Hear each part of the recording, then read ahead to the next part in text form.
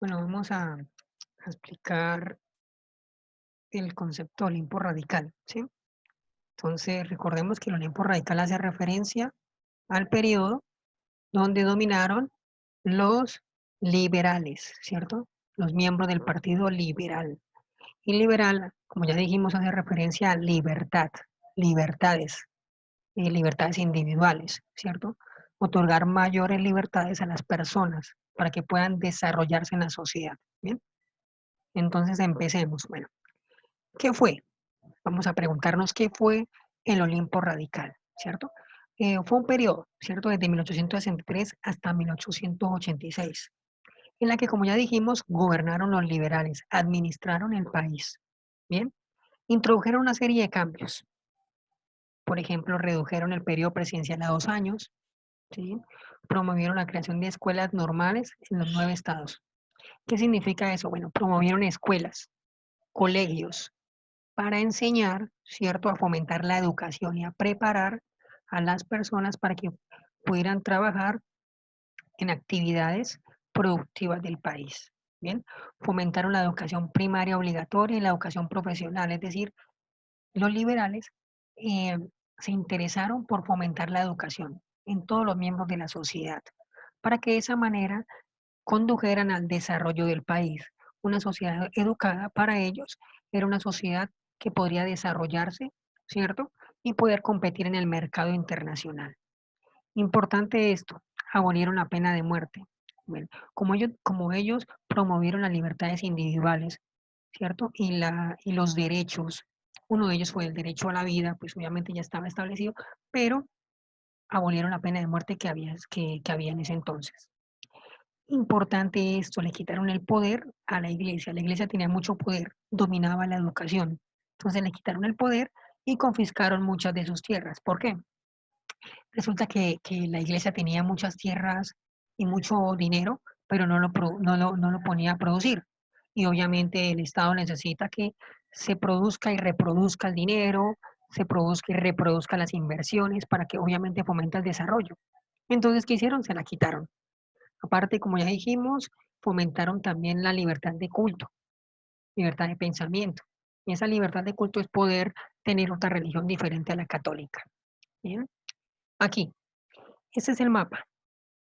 Ese es el mapa de la época de los Estados Unidos de Colombia. Llamó Estados Unidos de Colombia porque eran, mire, como ya hemos explicado, ¿cierto? Pequeñas divisiones que cada uno tenía cierta autonomía. Autonomía para gobernarse, para elegir un representante, para tener constitución, para tener ejército, ¿cierto? Para los impuestos. Entonces eran Estados Unidos de Colombia, porque a pesar de tener autonomía, pues obviamente estaban unidos, mire, en un país llamado Colombia, ¿sí? Está Panamá, Bolívar, Magdalena, Antioquia, Santander, Boyacá, Cundinamarca y Cauca, por ahora. Acá importante esto, es una muestra de una forma de gobierno federalista. ¿Qué quiere decir eso? Que el país se divide en estados pequeñitos, ¿cierto? Mire, en regiones autónomas. El federalismo promueve esto, la autonomía regional. Bien, entonces pasemos aquí. Aquí pues vamos a ver una lucha entre centralistas y federalistas. Durante la época del Olimpo Radical se establecieron gobiernos federalistas. Bueno, entonces vamos a mirar las diferencias entre centralistas y federalistas. Centralismo habla de centro, un gobierno central y único, un solo Congreso que dicta las leyes para todos, unificación de todas las provincias en una sola constitución y la creación de un ejército único. Por ejemplo, estas estuvieran unidas y que mandara solo Bogotá, pero no. Durante el Olimpo Radical, mire, cada una de estas tenía autonomía y le hacían poco caso a Bogotá.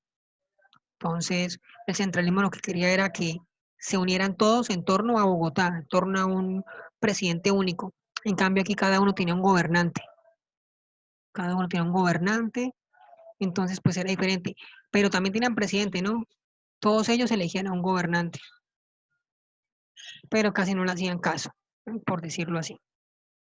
En cuanto al federalismo, como ya dijimos, son gobiernos provinciales, ¿cierto? Cada uno tenía su propia autonomía y el gobierno central pues casi no tenía ahí mucho poder, ¿sí?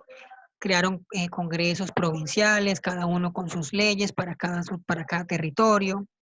eh, Cada uno pues estaban separados, tenían sus propias leyes, impuestos, constitución, ejército, eran muy separados, ¿bien?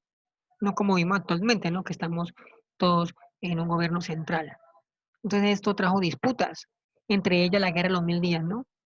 Y también, por ejemplo, la famosa patria boba, que lucharon entre centralistas y federalistas.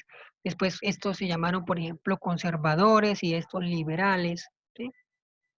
Y pues crearon muchos conflictos. Característica más importante del periodo radical, ¿sí?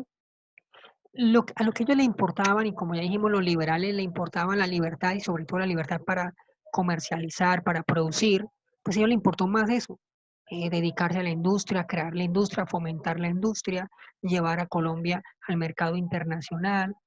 ¿Y cómo lo lograban? Pues ellos le apostaron a la educación. Ellos dijeron, la educación es lo más importante. Si educamos a la población, ellos van a insertarse a las actividades económicas y van a, en este caso, desarrollar al país.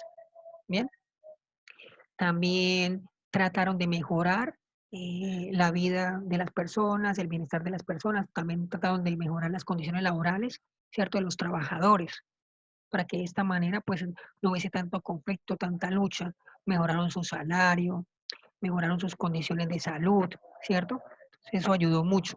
También controlaron los bienes para que los precios no aumentaran y de esa manera, por ejemplo, lo que ganaba un trabajador pudiera invertirlo también en alimentos, en transportes y en bienes y servicios para que fueran útiles para ellos, ¿cierto? Es decir, ellos buscaron mejorar el bienestar de la sociedad. También fomentaron programas sociales, ¿cierto? Para ayudar a los que menos tenían en el país. Bien, pues fue una época donde trató de mejorar, ¿cierto? Todos los aspectos de la vida de la población colombiana, mediante la industrialización, el fomento del comercio y la educación. Y por último vemos la comparación de los mapas, ¿no? Este es el mapa de Colombia actual, un gobierno central que queda en Bogotá, ¿cierto? Tiene un congreso en Bogotá, un presidente que vive en Bogotá y dicta leyes para todos. Y todos hacemos caso, tenemos un ejército para todos. Aquí no, aquí cada una, como ya dijimos, era autónoma, tenía congreso, tenía leyes, tenía su propio gobernante y también tenía su propio ejército. Entonces, para que lo miren. Bueno, muchas gracias, espero que haya quedado claro.